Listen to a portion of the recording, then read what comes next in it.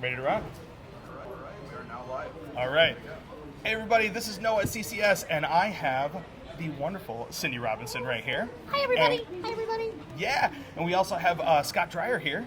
Yay! Voice of Amy Rose, voice of Knuckles, and everybody, I want to let you know, this is the 20th year. You guys haven't seen each other in 20 years, right? No. Years. Wow. We did musical theater together in Santa Barbara. He was Model the Tailor, and I was Huddle the Not Tailor, and in Fiddler on the Roof, and that was the last time we saw each other. That's awesome. Yeah. Well, welcome, guys. Thank you so much Thanks. for coming to CCS. We really Thanks. appreciate it. We had to come to Georgia. We live about 20 minutes from each other. Really? Yeah, we had to come to Georgia we're to we live in reunite. LA, but we will not see each other until we come So to when Georgia. did the feud start? You know? Right? Never. Are you kidding? Not Okay. with this So one. much. Wonderful. You love her so much. We're so happy to hear that. So, hi everybody who's broadcasting in digitally from Instagram. Hey. Everybody here at the panel, thank you so much. We appreciate Yay! you. Thanks for Thanks for coming. being All right. Yeah, so we have some questions that we're going to set up, and also everyone here, if you guys have any questions, we'll also take those. And also digitally at Instagram, you guys can chime in with questions as well. Just feel free to raise your hand, and we'll chime in. So how about we start with the audience? We'll take some questions here. Do you guys have anything you want to jump into? Yeah? So, how did it start for you guys to become the voice actors for the Sonic series? Great question. Yeah, he's asking how it started for us to become the voice actors for the Sonic. Do you want to answer? Do you want to start first? Well, you go because you were at the germination process. Yeah, I was you were at the very beginning. Yeah, I was at the very, very beginning. So mine actually is a cool story. Ryan Drummond, who originated Sonic the Hedgehog, he and I, when we were in our 20s, we really looked and sounded like each other. So much so that when we both had national commercials running at the same time, people thought he was me and I was him in our commercials. Like family members called me and said, I had a Foot Locker commercial running, and they said, I saw your Padres commercial. And I was like, I'm not in a Padres commercial. But we'd heard of each other, and then we met each other in an audition in San Diego for a theater that I ended up getting. But Ryan and I became really good friends, and then he got Sonic. Well, the first Sonic Shuffle, Ryan voiced all three of the characters. He did Knuckles, he did Sonic, and he did Shadow. And so they wanted to have different actors playing the roles, and they wanted someone to voice match Ryan. So Ryan, as the kind, beautiful human and friend he is, he said, if you want someone to sound and look like me, call Scott Dreier. So they actually brought me in for Shadow. And so all day long, they would play him, and I would voice match him. And all day long, the whole Japanese team, every time I'd finish a line, they would applaud. They would be like, oh my gosh, perfect. And I was thinking, like, I'm going to get this part today. At the end of the day, they called me and they said, we're not giving you Shadow. And I was like, they said, you sounded too much like Ryan. And I was like, that was the goal. That was what. And they said, but we'll tell you, there's great news, we'll tell you tomorrow. And so when we came in, they loved that David Humphrey, who ended up playing Shadow and is one of my closest friends and brilliant, that he didn't sound like Ryan, just naturally. So their voices went to that. And then they decided they wanted us all to be different. But they called me the next morning and they said, when you walked in the audition that day, the entire panel, we all, all the Japanese team, everyone said, he's Knuckles. That's our Knuckles. So sometimes it's such a good example of sometimes the thing that as an actor, the goal is we want the part we're auditioning for, that's the thing. But to me, I love Knuckles so much. I love being a part of the creation of that character that I can't imagine it going any other way. And then David Humphrey got to be Shadow, and he's brilliant. I can't imagine anyone else in that role. But it all really started because of Ryan. That's how I got involved with the game. So I'm forever grateful to him. He's a good friend. That's really amazing. Yeah, that's a great Yeah, story. absolutely. Great story. Mine is much simpler than that. There was an audition that came through my agency. I recorded it, and they called and booked me. And that's really all. I was familiar with Sonic because I'd had the little handheld device that came out right after Game Boy, whatever Sega's first. Oh, yeah, the Game Gear. The Game Gear, right. And I loved it because it was in color. And I was like, oh, yeah. And I was doing theater back then. So I was on the road with Peter Pan, doing the national tour of Peter Pan as Wendy. and I was playing, but at that point all it did was just a little broop, broop, broop, as it ate rings and got coins. And so the fabulous Lisa Ortiz was the first Amy, and then they picked up, and I believe they moved the entire thing to LA.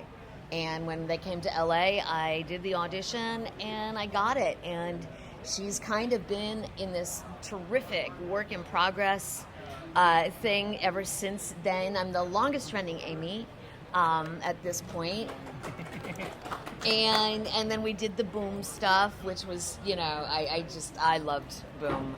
That was such an amazing experience to be in the room with all of those terrific actors once a week, and I don't know that I've ever laughed so much as when we did that cartoon. It was terrific. That's amazing. I played like the Bleach game. You guys are like that was my childhood right there. So I still play to this day, honestly. Oh, really? Sonic Adventure 2, Sonic Battle. Oh my God, those were my childhood games right there. Right on. That means everything. You have no idea. That's great. Nice. Right on. Does anyone have any questions over here? Oh. Well, okay, so mine has to be, I hammer very well. Nice. That would be mine. Awesome. I have a bunch, but I recently I've been loving. Hey guys, long time no see. I must have got caught in the mines. And I also love time for a knuckles sandwich. That's awesome. Very nice. How about Instagram? Do we have any questions here? Okay. This is from Jonathan Bowe. Yep. Cindy, how do you feel about Anya Taylor-Joy voicing Princess Peach in the Mario movie? Oh, how do I feel about her voicing Princess Peach? How lovely. I have nothing to do with that really. So, but I, anytime anybody gets work, I think that's a fabulous thing. Agreed. Yeah. Hey, how about this? Let's talk about the fact that you guys haven't seen each other in 20 years. How does it feel to get reunited? How does it feel to get reunited? Well, okay, we couldn't stop giggling and hugging and making idiots of ourselves in the lobby today. Yep. Yeah, as Absolutely. we came out of the elevator at basically the same time and went, ah! I know. I think I said I'm going to hug you for an uncomfortably long amount of time right now because I was so excited to see her. We had such a wonderful time doing theater together, and That's so this great. full circle moment. I mean, it's crazy. Life is like this, right? It goes so quickly, and even though you love and adore your friends, things happen, and you get busy, and we don't see each other, and especially LA because there's so much traffic.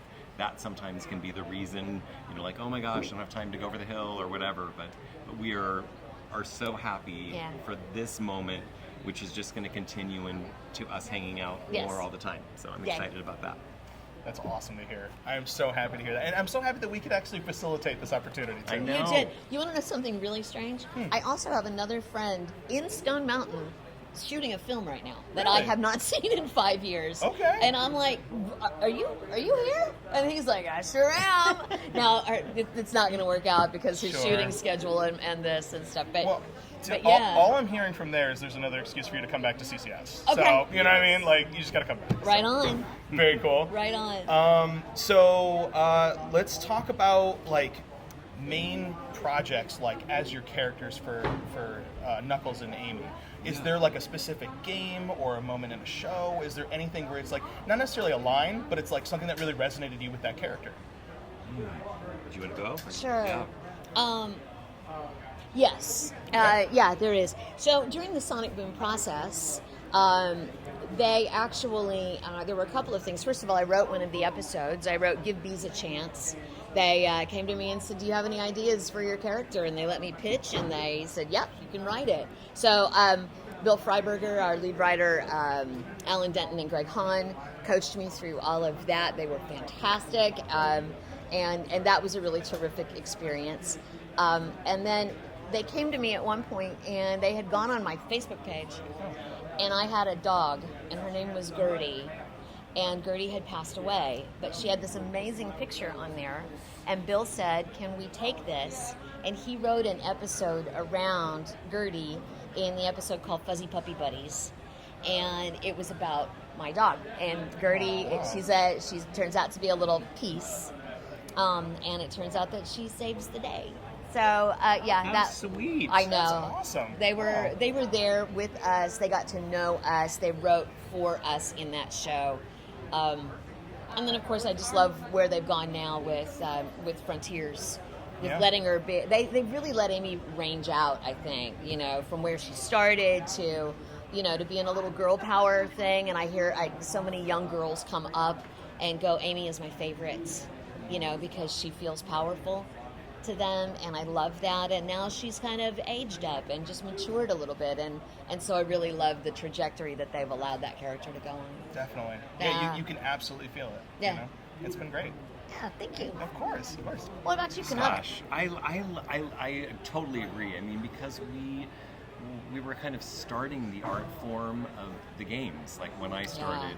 And so once ironically, they wanted me to sound like Ryan, when I came in. But once I got the role, they always wanted me to stay out of Ryan territory because our voices were similar. And of course, when you get excited, everybody's voice goes up, right? Yeah. But I could never do that because they would just have the code word Ryan. Anytime I would start, my character would get excited, which led to the creating the character's voice. So we always recorded me first thing in the morning when my voice was really low, and we always kept it really low. But it also was a gift because it created before our very eyes, just giving him more of a kickback, more of an in control, and then I got to really play with that. And then the gift for those first games is we had the team came in from Japan.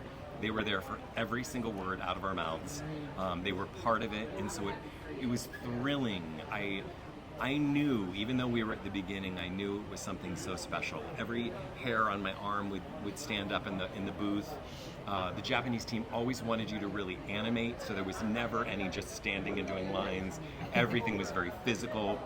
In fact, when we would do physical things, sometimes I would say something 8 times and they would be like, no. And then I would go, oh, I'm not actually doing the exact same thing they're doing. I'm not doing the, and then as soon as I would do that, the whole room would explode and they would start clapping and they would be like, yes, even though I'd said it the same way consistently 8 times. But it was, to me, it's the full memory of being part of the collaborative process. They really wanted our input. And then that first game, I'm terribly dyslexic. They would just bring us the script. And so there wasn't really context. They would tell you how you were feeling. You're being chased by this. And so, especially the first game, Sonic Adventure 2, when you go back and watch it, that's why sometimes I'll have a character right next to me and I will be yelling a line because they'll decide later that they want them to be right next to each other. But by the time we got to Sonic Heroes, they animated to our voices and we voiced to rough animation. So I really feel like